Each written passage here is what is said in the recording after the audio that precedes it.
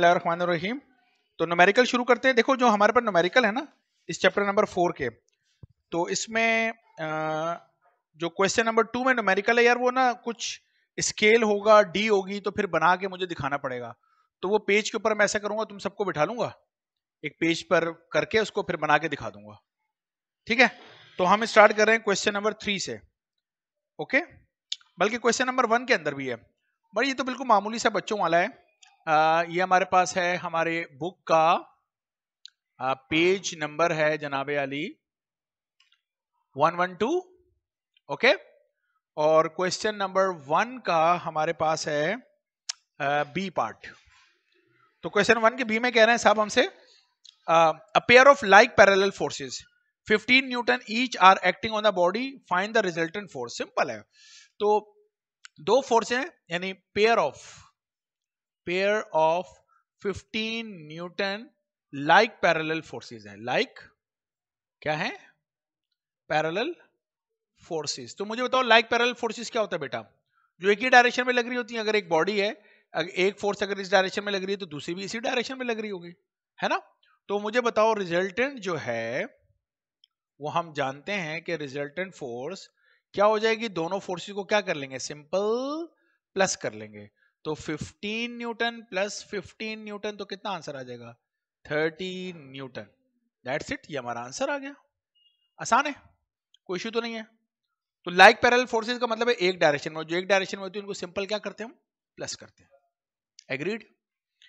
इसी तरह इस 1 के सी के अंदर साफ फरमा रहे हैं हमसे, 1C में साफ फरमा रहे हैं कि two unlike parallel forces 10 newton each, दोनों 10 न्यूटन है, एक्टिंग अलोंग सेम लाइन पे लग रही हैं, फाइंड द रिजल्टेंट फोर्स। तो जो हमारे पास पेयर ऑफ 10 न्यूटन है, और कौन सी हमारे पास? Unlike parallel forces. Unlike parallel forces. तो बेटा बताओ अनलाइक पैरेलल फोर्स क्या होता है? कि अगर एक इस डायरेक्शन में लग रही है तो दूसरी इस डायरेक्शन में लग रही है, ऑपोजिट डायरेक्शन में, और एक ही लाइन में, मतलब एक लाइन वाली है। अनलाइक पैरेलल फोर्स में दो पड़ी थी, एक जो एक लाइन में लगती है और एक जो एक लाइन में नहीं लगती। ठीक है, तो ये एक लाइन वाली है। तो अगर ये 10 न्यूटन है और ये भी 10 न्यूटन है, तो हमारे पास जो रिजल्टेंट फोर्स है वो क्या हो जाएगी? 10 - 10 ऑपोजिट डायरेक्शन। अल्लाह के बंदे, तो कितना आ जाएगा? 0 Newton. That's it. Yes, opposite direction. भाई मैं एक चीज को इधर धक्का दे रहा हूं और तुम सामने से इधर धक्का दे रहे हो, और दोनों की फोर्स बराबर है, कहां जाएगी? माइनस हो गई ना। मैं इधर धक्का दे रहा हूं और तुम भी उसको अपनी तरफ खींच रहे हो, तो प्लस हो गई ना दोनों की फोर्स। समझ आ रही बात की? अच्छा, तो 2 वाला जो है वो हम पेपर के ऊपर करेंगे, वो वहीं पे देख लेंगे। अब आ रहे हैं हम क्वेश्चन नंबर किसकी तरफ? 3 की तरफ। और 3 में हमारे पास बी है, तो 3B अभी कर लेते हैं हम लोग। कह रहा है गार्डनर है driving a lawn mower with a force of 18 newton. वो नहीं होता वो जिससे घास काट रहे होते हैं, है ना, लॉन मूवर, उस पे वो फोर्स लगा रहा है। कितनी फोर्स लगा रहा है? 80 न्यूटन की वो फोर्स लगा रहा है। वो हमें कह रहा है makes an angle of 40 degree. कितना एंगल बना रहा है हमारे पास? 40 डिग्री बना रहा है। तो विद द ग्राउंड ए 1 में कह रहा है find its horizontal component, B में, और नंबर 2 में कह रहा है फाइंड इट्स वर्टिकल कंपोनेंट। अब आप मुझे बताओ, हमने पढ़ा था अगर एक फोर्स, फर्ज करो ये एक लॉन मूवर है जिसपे इस डायरेक्शन में फोर्स लग रही है F, तो वो इस डायरेक्शन में मूव करेगा ना, है ना? तो ये जो कंपोनेंट है, ये फोर्स का कौन सा कंपोनेंट है? हॉरिजॉन्टल। और ये फोर्स का कौन सा कंपोनेंट हुआ? Vertical component. तो ये जो हॉरिजॉन्टल कंपोनेंट कह रहा है ये Fx कह रहा है, और नंबर 2 में जो हमें कह रहा है वर्टिकल कंपोनेंट, तो ये क्या बोल रहा है? Fy। अब अगर आपको रेजोल्यूशन ऑफ फोर्स का टॉपिक याद हो, मैं वो कहूंगा पीछे जाएं और उस वीडियो को देख लें। तो सॉल्यूशन आपको रटा होना चाहिए कि Fx किसके बराबर है? ये एंगल है थीटा, एंगल के साथ वाला क्या होता है? कॉस, और 90 के सामने क्या लिखा है? F। तो ये F कॉस थीटा, और ये क्या हो जाएगा? F sine theta. बात समझ में आ गई? तो ये क्या Fx किसके बराबर हो जाएगा? F cos theta. बस कैलकुलेटर के हवाले ये न्यूमेरिकल हो गया। F की वैल्यू कितनी है मेरे पास? 80 मल्टीप्लाई बाय कॉस कितना है मेरे पास 40 डिग्री, तो F X is equal to, हाँ भाई कर लो कितना आ रहा है 3200। श्योर, दोबारा करके देखो। नहीं, ये हो जाएगा 80 मल्टीप्लाई बाय कॉस 40 की वैल्यू बताओ मुझे, सिर्फ कॉस दबा के 40 दबाओ, कॉस 0.76। अब दोनों को मल्टीप्लाई करो,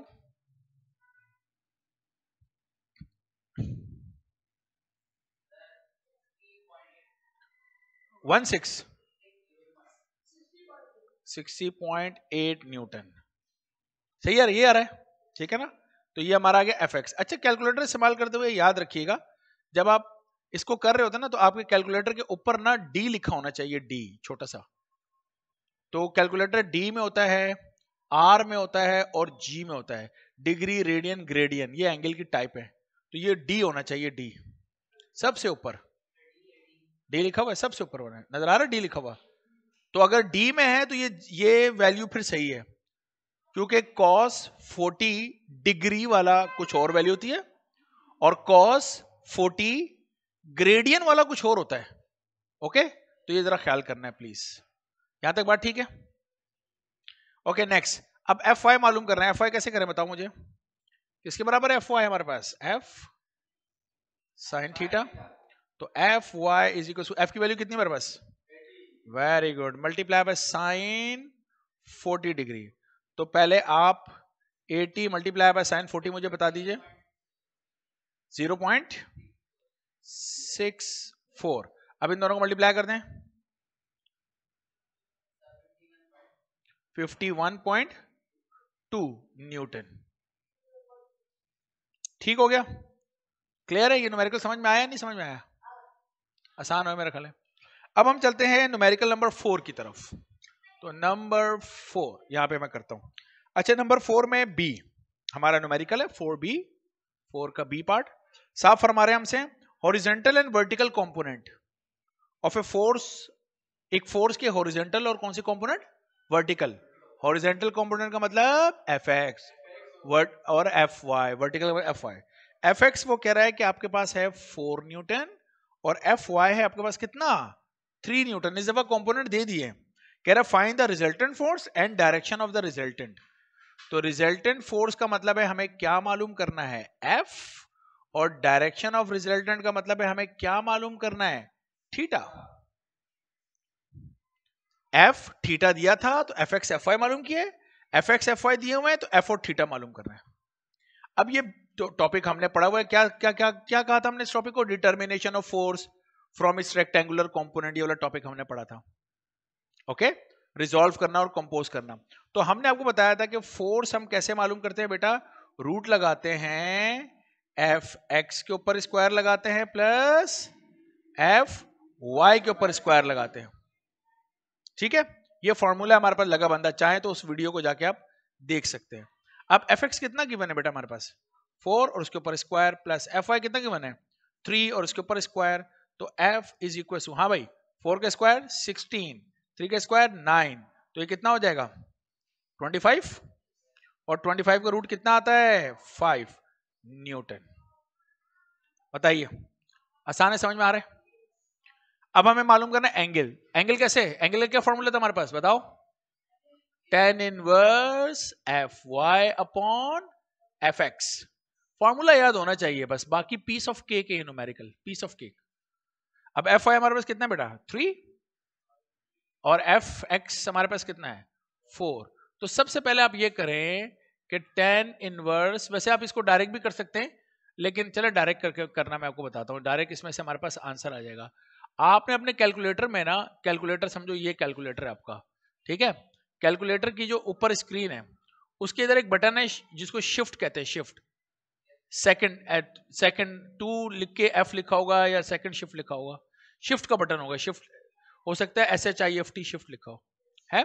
इस शिफ्ट के बटन को पहले दबाइए, दबा दिया, उसके बाद कैलकुलेटर में TAN के बटन को दबाइए, तो स्क्रीन पे लिखा आएगा tan इनवर्स। देखो स्क्रीन पे लिखा हुआ नजर आ रहा है tan इनवर्स, खुद ब खुद आगे होगा स्क्रीन पे tan इनवर्स।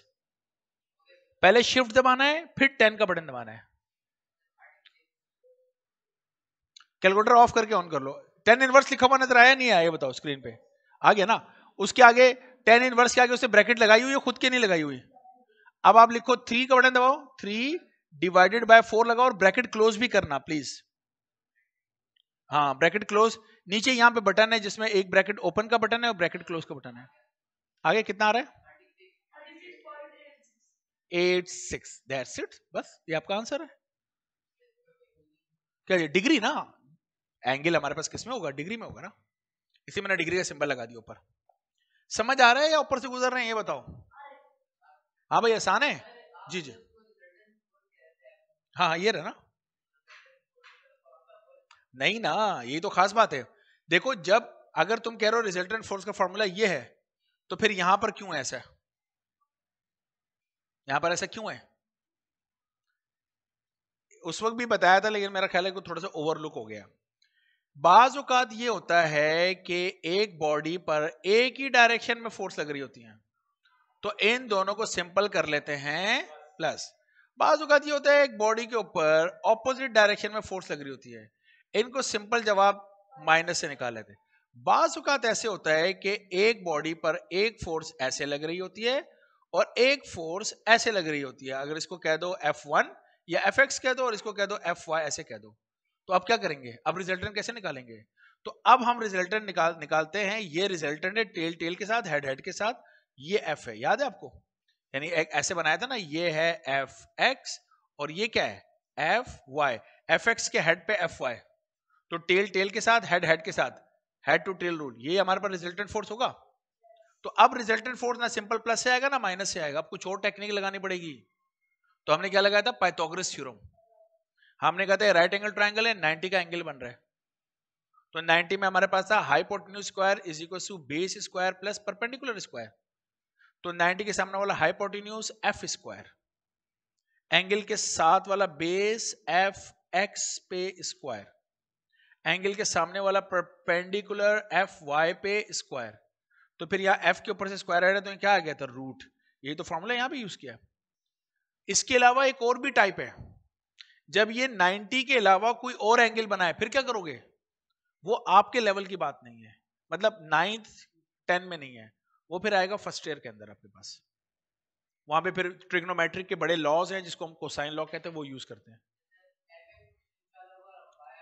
आमतौर पे। क्यों? क्योंकि हम जब ग्राफ बनाते हैं तो हम ऐसे बनाते हैं ना कि ये हमारा एक्स एक्सिस होता है और ये हमारा क्या होता है? Y axis. तो इसलिए हम इस तरफ वाली को एफ एक्स कहते हैं और इस तरफ वाली को एफ वाई कहते हैं, इसलिए आमतौर पे।